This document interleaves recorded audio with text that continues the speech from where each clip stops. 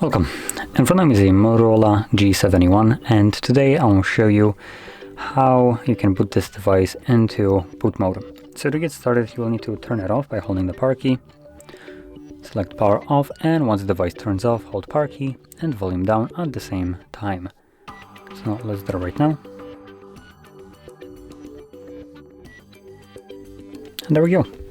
So that's how you boot into the boot mode. Now in here you can navigate using volume keys, and it will show you all the options right here. So we have reboot or bootloader logs, we have a barcode start, a restart bootloader, which basically does nothing.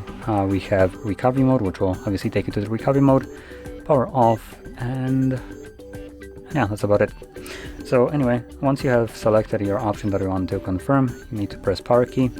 So because I want to leave this mode, I'm sticking with start, which will take me back to Android.